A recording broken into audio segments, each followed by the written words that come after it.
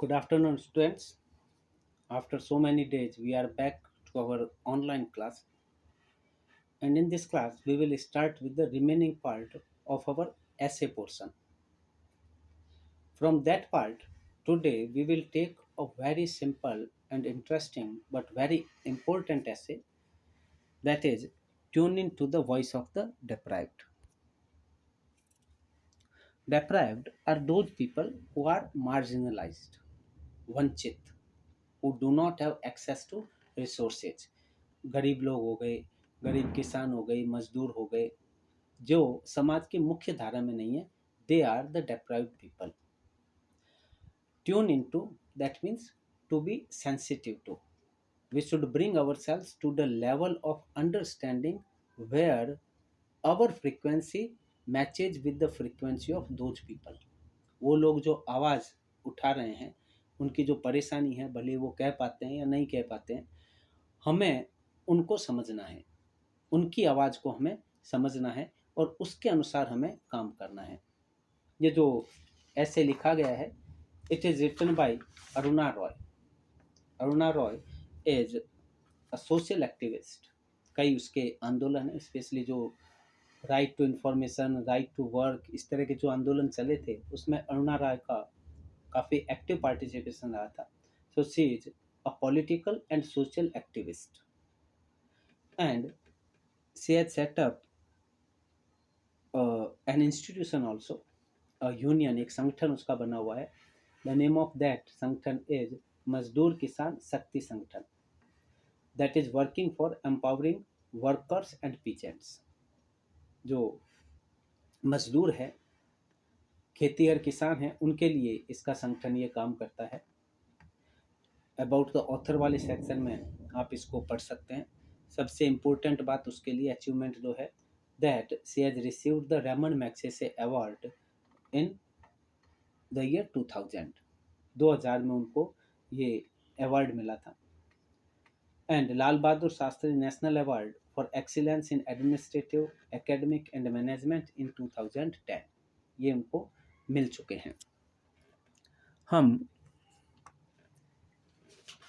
इस ऐसे की शुरुआत करेंगे. She says that we all want to matter, we all want to be taken seriously, we all want that there should be someone who cares about us. हमारे भी कोई ध्यान रखे, हमारे भी कुछ तवज्जो हो, हमारे भी कुछ हैसियत हो, हमें भी कुछ समझा जाए, ऐसा हर एक आदमी समझता है. फ्रॉम द पोरेस्ट, गरीब से गरीब आदमी की भी ये इच्छा रहती है. Most marginalised to the most powerful individual and community. भले ही आप गरीब हो, भले ही आप अमीर हो, whether you are the marginalised those people who are thrust to the margin, जो हाशिए पर ढकेल दिए गए हैं. हाशिए का मतलब पेपर पर एक हिस्सा होता है अपनी लेफ्ट साइड में, जो किसी काम का नहीं है. मेन चीज़ें हम अपने मेन पार्ट पर ही रखते हैं. तो हाशिए पर धकेल देने का मतलब होता है those people who are not included in the mainstream society.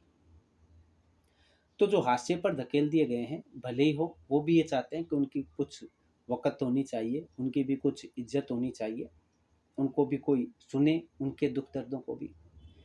So from these poor and marginalised to the most powerful people,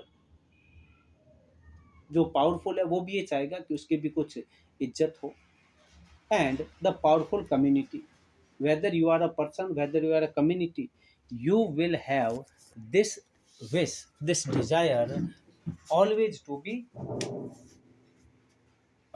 taken seriously, that you should matter in the life of other people, you should matter in the life of society, you should be a considered part of social activity. These are the demands, wants, needs of every individual. We want our views to be heard, लोग हमारे विचार सुने. Our pain and suffering addressed, हमारे कोई दुख है, तकलीफ है, तो उनको दूर करने की कोशिश की जाए. Our hopes and aspirations to be acknowledged, हमारे भी कुछ उड़ाने हैं, उमंगें हैं, आशाएं हैं, एस्पिरेशंस, महत्वाकांक्षाएं हैं, उनका भी लोग ज्ञान लेवें, उनको भी सुने, उनको कुछ तवज्जो दें। The motivational power of this universal desire to be relevant has always encouraged me. मैंने हमेशा इस बात से प्रेरणा पाई है, इससे मुझे हमेशा एनकरेजमेंट मिला है। किससे? इस यूनिवर्सल डिजायर से, that is motivational. Everybody get this motivation to be mattered. Democracy theoretically offers every individual an equal voice in deciding our collective future. This is the best definition of democracy, that in democracy everybody tries to work collectively.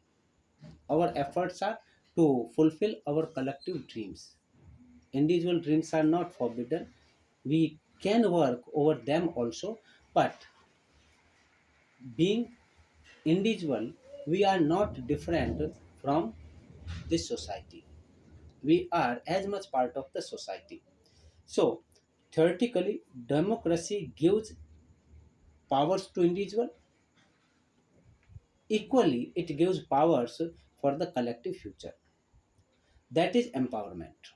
और यही empowerment है. But it is a long voyage from theory to practice. लेकिन कहने में और धरातल पर जो चीज़ें हम देखते हैं उनमें बहुत फर्क है. It is along this journey that we can nurture individual and collective motivation with compassion and understanding, or sow the seeds of our collapse through indifference, shattered dreams, and silenced voices. It is along this journey. Democracy is a journey. इस यात्रा में ही हम क्या कर सकते हैं? There are two ways. One leads to the positivity and second to the negativity. ये यात्रा हम करते हैं, किस दिशा में करते हैं इससे फर्क पड़ता है. एक तो क्या हो सकता है? We can nurture individual and collective motivation. व्यक्ति को एज एन इंडिविजुअल और फिर पूरी समाज को, समुदाय को हम मोटिवेट कर सकते हैं, keeping the feelings of compassion and understanding. एक दूसरे के प्रति समझ रख के, एक दूसरे के प्रति सहानुभूति रख के हम इस तरह से अपने समाज को, अपने देश को विकसित कर सकते हैं. और सो द सीड्स, या हम बीज बो सकते हैं ऑफ आवर कोलैप्स. हमारे पतन के, हमारी गिरावट के हम बीज बो सकते हैं थ्रू इनडिफरेंसेस, अगर हम आपस में भेदभाव रखें. शैटर्ड ड्रीम्स, लोगों के सपनों को तोड़ें. एंड साइलेंस वॉइसेस, और उन आवाज़ों को दबाएं जो हमारे स्वार्थ में बाधा डाल रही, यानी गरीब लोगों की आवाज़ को दबाते हुए, गरीब कमज़ोर लोगों की अपेक्षाओं आकांक्षाओं को दबाते हुए, उनको अपने आप से अलग रखते हुए अगर हम चलेंगे तो ये रास्ता हमें पतन की तरफ ले जाएगा. इससे हमारी डेमोक्रेसी ख़त्म हो जाएगी. दूसरा ये है कि we have compassion and understanding for everybody. भले वो अमीर है, गरीब है, कोई भी है, कमज़ोर है, सबकी आवाज़ को हम सुने और सबके साथ काम करें तो हम अपनी डेमोक्रेसी के इस पूरे उद्देश्य को प्राप्त कर सकते हैं. Our 55-year experiment with democracy has been a mixed bag. आजकल तो हम 70 साल से ऊपर हो गए, हमें आज़ाद हुए. ये 55 साल की बात कर रहा है, तो ऑलमोस्ट हम कह सकते हैं कि 15-20 साल पहले ये ऐसे लिखा गया था. अभी तक की हमारी जो यात्रा है, ये बात बिल्कुल सही है, अभी भी कोई चीज़ बदली नहीं है, परिस्थिति बदली नहीं है. Our journey has been a mixed one. कभी हमने अच्छा किया है, कभी हमने up to the mark, our performance not have been up to the mark. In India, both the sanctity of public space and individual freedom coexist with the attempt to curtail it. हम public space और individual freedom, हर एक आदमी को अपनी अभिव्यक्ति की स्वतंत्रता, सामाजिक जीवन में भी और उसके व्यक्तिगत जीवन में भी, यानी उसके व्यक्तिगत जीवन में उसके व्यक्तिगत जीवन की स्वतंत्रता, और जब वो समाज में आकर के अपनी कोई बात कहना चाहता है तो उसके लिए पब्लिक स्पेस. इसको we have allowed sometimes and we have curtailed sometimes. कभी ये मिली है लोगों को, कभी इसको कर्टेल किया गया. इस तरह से हमारी मिली जुली यात्रा रही है. But the danger is in the lack of protest when there is a deliberate attempt to limit these spaces.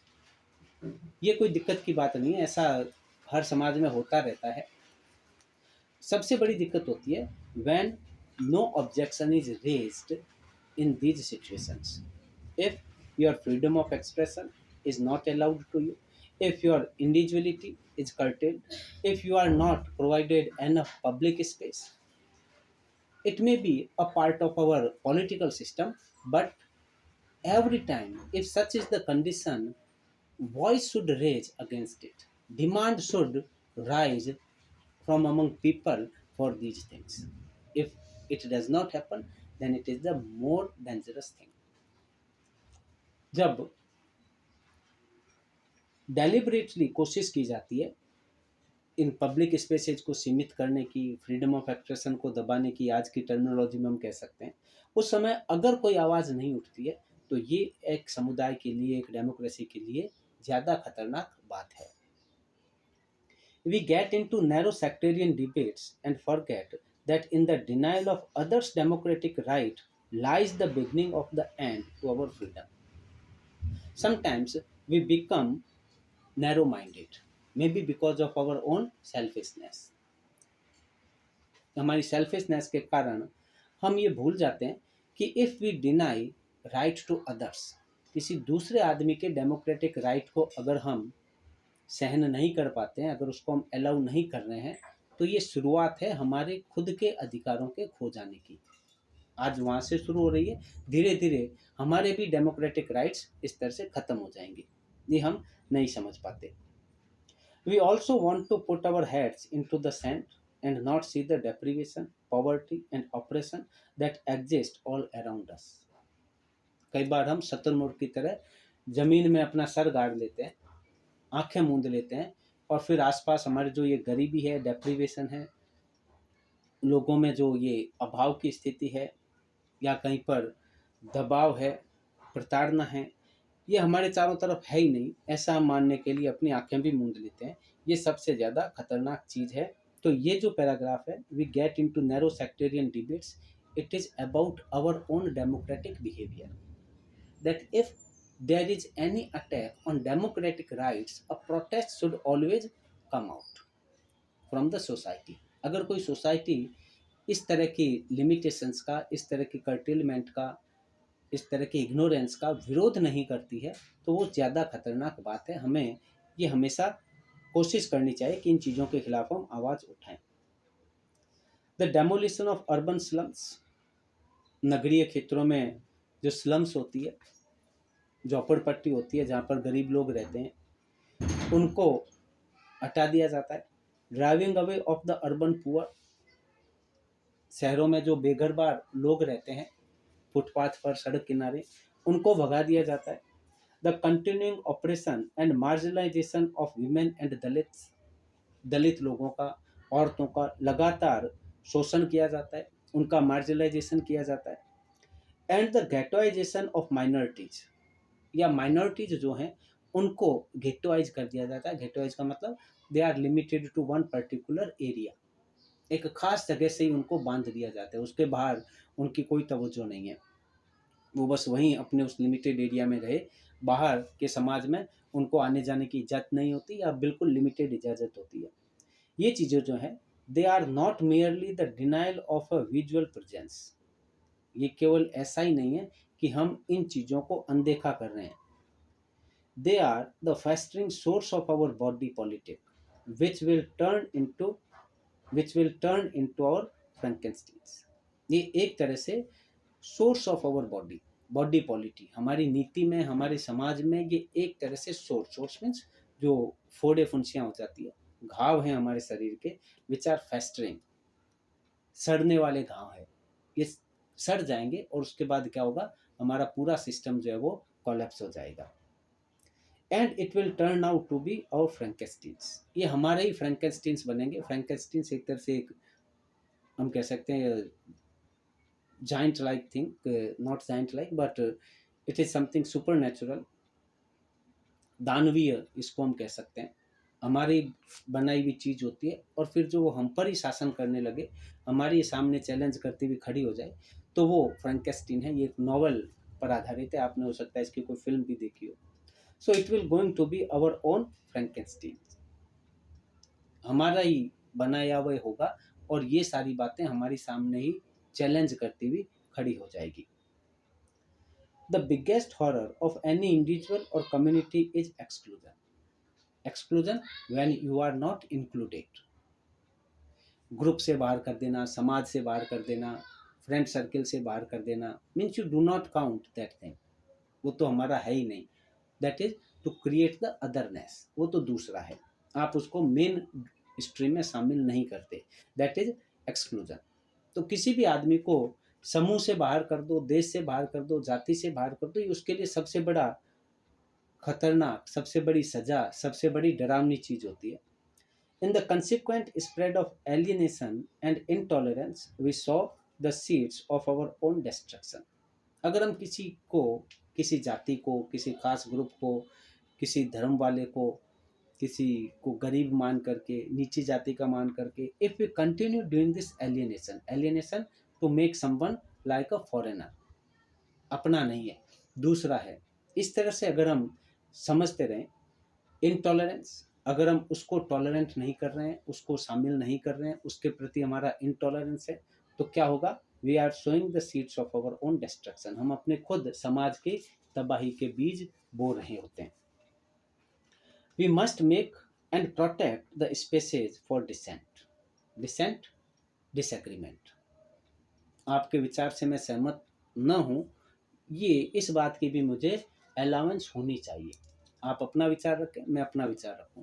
आप मेरे विचार से सहमत हो सकते हैं, नहीं भी हो सकते हैं, उसी तरह से मैं भी आपके विचार से सहमत हो सकता हूं, नहीं भी हो सकता हूं, लेकिन फिर भी हम एक ही समाज का हिस्सा हैं, हम साथ मिल करके रहें. अगर ये चीज़ अलाउ नहीं है, that is not giving space for dissent. किसी के भी अलग विचार के होने को अगर हम मौका नहीं देते हैं, even of the most poor, किसी गरीब को भी, एलिनेटेड एंड मार्जिनलाइज्ड, अगर हम इनको अपना हिस्सा नहीं देते हैं, अगर हम इनको इनका जो ड्यू हिस्सा है वो नहीं देते हैं, तो ये गलत होगा. We must protect it. हमें इसको प्रोटेक्ट करना है कि इस समाज में, इस विकास में, जो भी हमारी व्यवस्था है, इसमें अगर कोई मेरे मत से अलग बात भी रखता है, उसको भी हिस्सा है. कोई गरीब है, उसको भी हिस्सा है. कोई मार्जिनलाइज्ड है, उसको भी हिस्सा है. सब मेरे समाज का अंग है, ऐसा हमें सोचना पड़ेगा. We must ask ourselves what we can do to change those conditions. कई बार ऐसा नहीं होता है, हमें खुद से पूछना चाहिए कि अगर ऐसा है, this is the condition in our society that spaces are not provided for the marginalised, for the deprived, then what should be the solution? We should ask this question to us again and again regularly.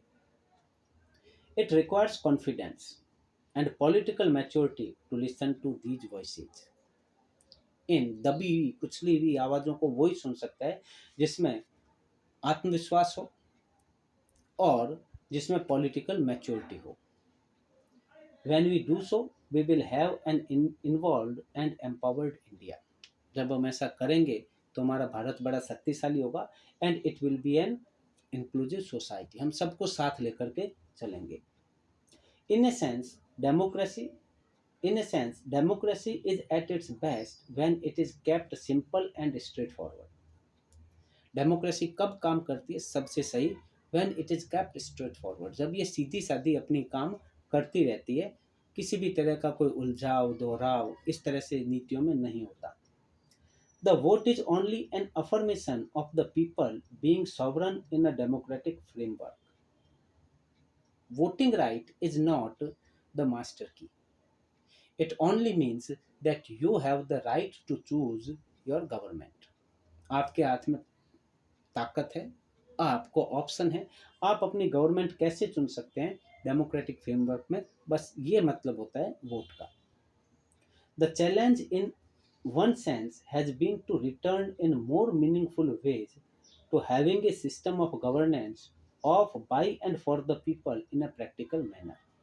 Challenge हमारे सामने है कि हम vote देने के बाद भी देखें whether we are following, whether we are still working within the democratic framework, whether the government is working as a government of the people, by the people and for the people.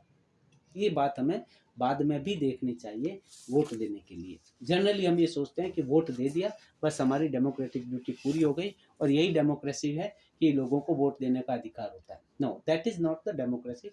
It is just the affirmation that yes, you have the power.